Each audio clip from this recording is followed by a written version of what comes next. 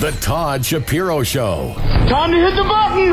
On Canada Talks, SiriusXM 167. The time has come for CEO Profiles. All right. We have a CEO on the phone, as we have Tim Steeves in studio, comedian, writer, awesome dude.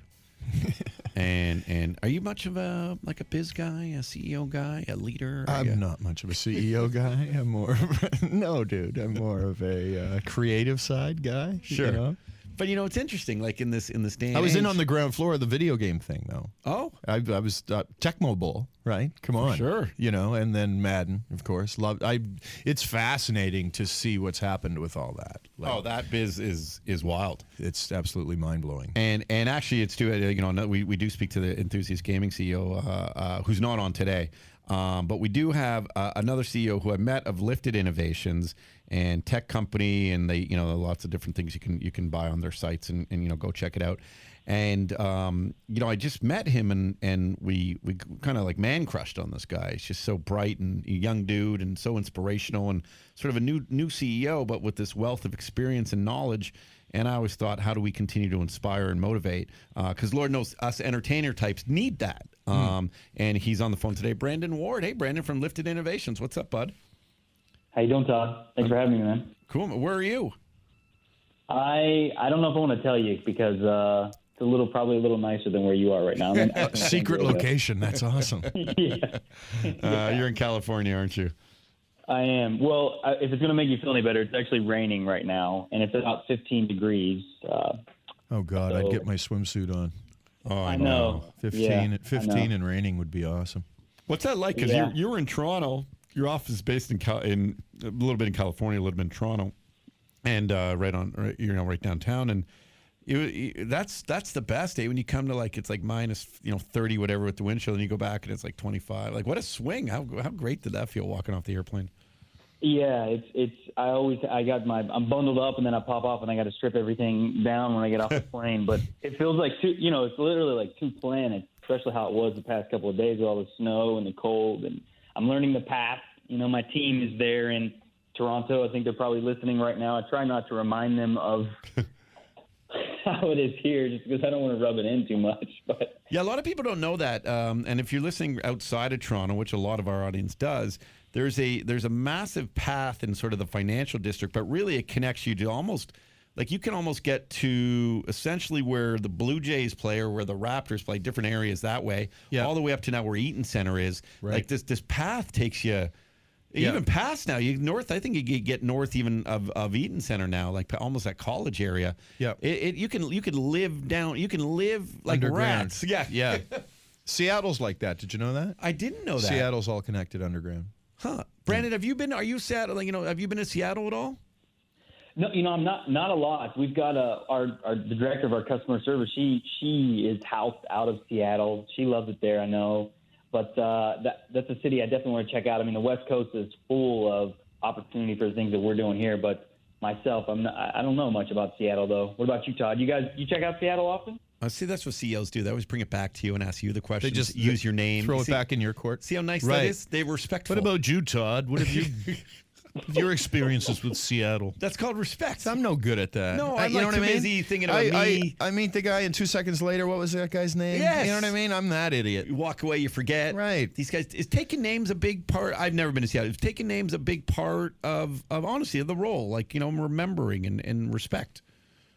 Yeah, no, 100%. I mean, I think it makes an impact. And so I try to do that personally, like on a personal level, but it's very effective in business too, especially if you can meet someone later and remember their name, shake their hand, look them in the eyes. I mean, those little things do make a difference. I mean, you want to be authentic about it. I grew up, I was raised in West Virginia, so that's the way my parents taught me, ma'am, sir, yes, please, thank you, that type of stuff. Look elders in the eyes, be respectful of authority. That was the way I was raised. So it suited me well as a leader, I feel. For sure.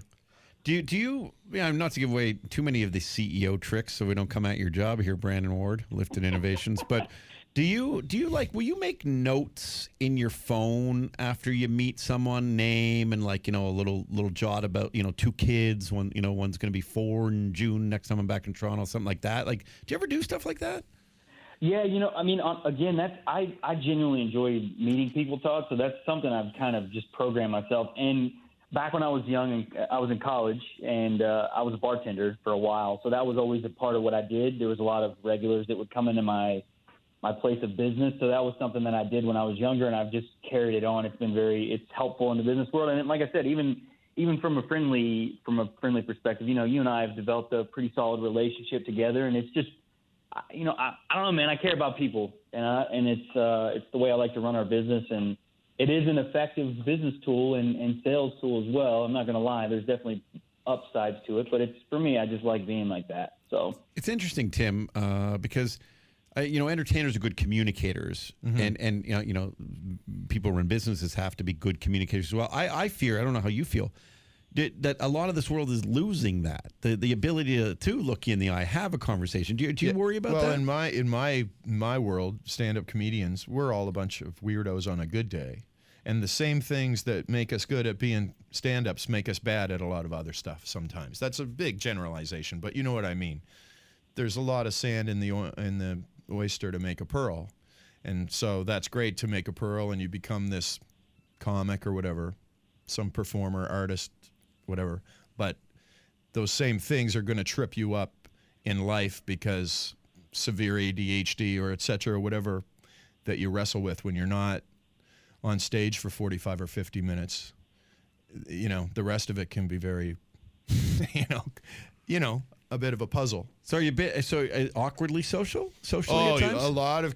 I don't want to be speaking for the whole freaking community, but yeah, lots of comics are socially awkward. I mean, that's no big secret, Well, Tim, that's what you were talking about earlier when you introduced yourself, right? Or talking about being a creative type.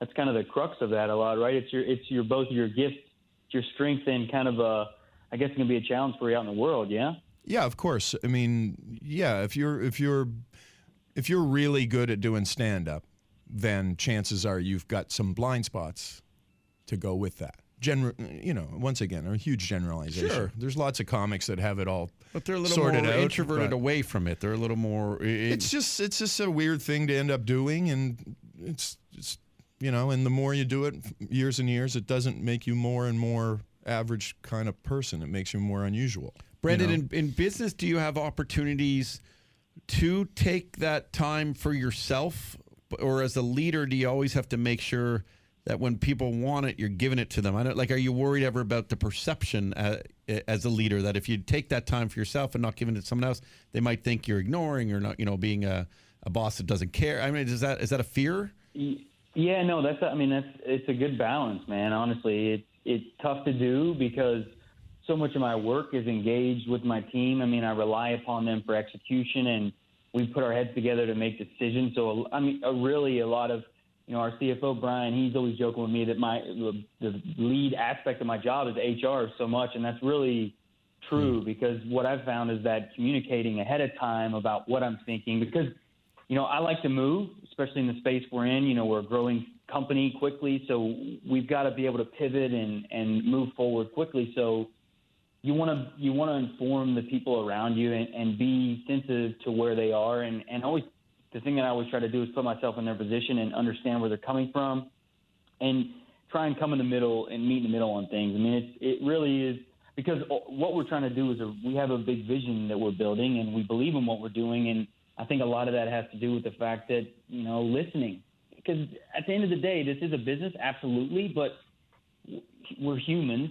And coming together for a common goal to achieve something great is inspiring. And for me, it's found the foundation of that is being respectful and listening. And I think listening is a very underrated active skill that, like you were saying earlier, is very much lost in our society today. But I use that as a way to build our business and our team up.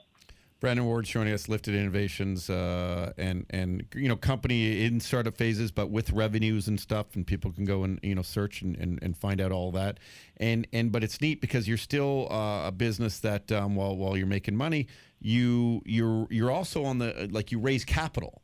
and you go and you pitch, and a lot of startups, they can they do the rounds and they raise capital, and one thing I know just personally, because we talk off air, is that you did this sort of round of going and meeting brokerages and stuff and pitching and trying to raise some capital for the company.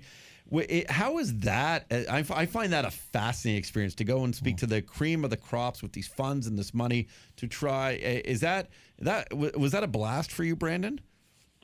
Yeah, Todd, I've been an entrepreneur my whole life, so this is really the first time CEO leading a tech company in this regard. It's an incredible opportunity. I love what we're doing.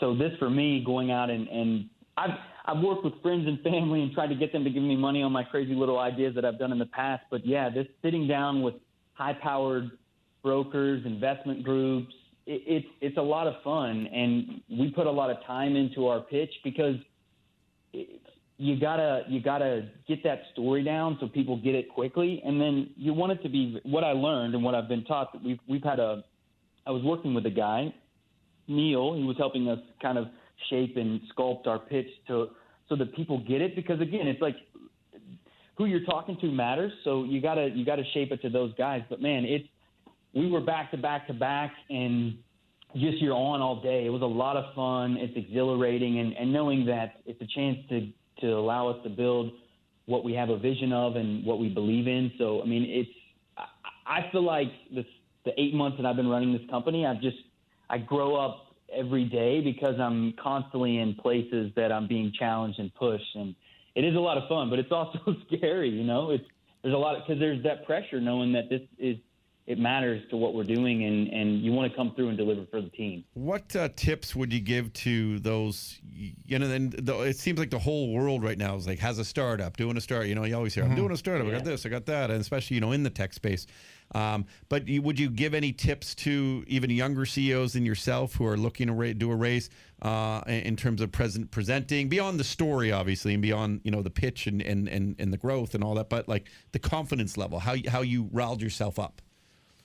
Yes, I mean, Todd, for me, again, I'm learning. I got a lot to learn.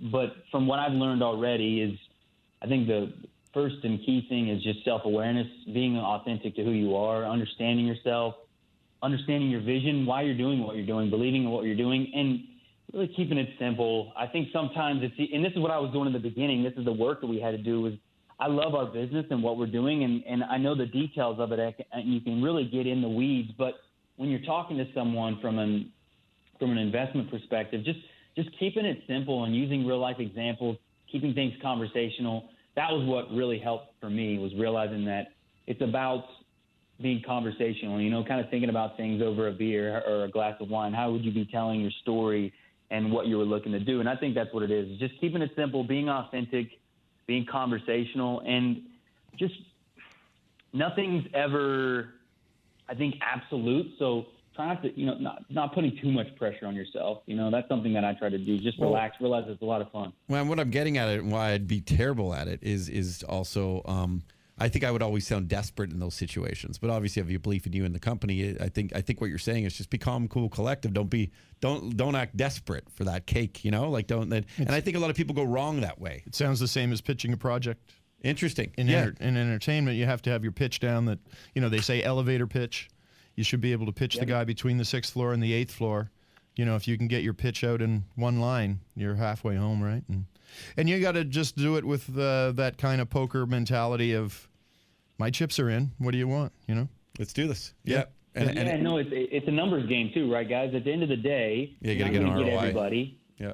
Yeah, you gotta pitch it to. The way I look at it is I would rather get the groups that aren't interested out, and then you line up with the people that are, because you're looking for you want long-term investment, right? That's at least what we want. We want people to buy into our vision. And just what you were saying about the creative project, it's the same thing. You want people to back your project, who believe in you for what it is, and they're standing behind you. So it's actually good getting to those no's. I know that's kind of a cliche thing to say, but you want to sift through all that and line up with people that believe in who you are and what you're doing, and be cool with the people that say no. Dude, that's the nugget I'm looking for right there. I love it. I mean, that's the clip. That's brilliant. And that's okay, because people sometimes don't know how to deal with rejection. But with that, there's always people who are accepting and wanting, and then nail down, then you can filter through those ones to find out who the best working partner would be.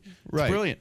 It's brilliant advice. There's this dude, Gary Gulman. He's a good comic from New York City. He's doing 1 tip a day on writing for the whole year. And his one from the other day was in the movie, the rap movie with Rabbit, B-Rabbit, help me. 8 Mile. 8 Mile. Okay. In 8 Mile, the song says you've got 1 shot and you're going to puke your spaghetti. But the fact is you're going to have 60 to 100 shots on average in your life. I love it. I don't know where he got those numbers, but I thought, that sounds reasonable. 60 to 100 cracks at something in your life. And if you hang in there. Yeah, so a couple won't go your way. So you're going to puke your spaghetti sometimes. So what? Move on. And those Gary Gulman tips are great. They're really fantastic. Cool. And Anybody really who's catching on. It's really anybody neat. who's creative as a writer or anything should follow him. Yeah. Yeah, and a nice use of social media, which I find really. Well, isn't it nice to find something positive to grip onto, right? Without a doubt. Well, and that's what Brandon is doing. Brandon Ward, CEO. He's sort of starting to get into these motivational minutes and things that we're going to help even produce with him, because I love these nuggets he gives us, and I admire, again, back to that, when you meet people and they do look you in the eye and they give you those honest answers, but they know what the heck they're talking about too. And we need more of that, and that's why I love the fact that you join our program. Brandon, good luck with everything. We'll have you back on the program for our weekly motivational tips and pick-me-ups every week. Brandon Ward, the CEO of Lifted Innovations, and don't go and enjoy your weather. Hey, Todd, thanks. I won't do that. One thing, guys, if we're still alive and kicking, right, there's always opportunity. In spite of what the world tells us, man, if we're alive and rolling, we've always got opportunity. That's something I believe in big time, Todd. So I appreciate your time. Tim, it was nice meeting you, man. You guys have a good rest of your show, and I'll catch up with you next week. Nice talking to you, man. Right on. Cheers, dude. All right, sounds good, guys. All right, cheers. See, he did it again. Yeah. It's like, Tim, nice to He got me in there that time. Yeah. Like, he's really good. It's I unbelievable. want to go work for this guy. You know what I mean? Yeah. Like, that's exactly what you're talking about. This is the Todd Shapiro Show on Canada Talks, SiriusXM 167.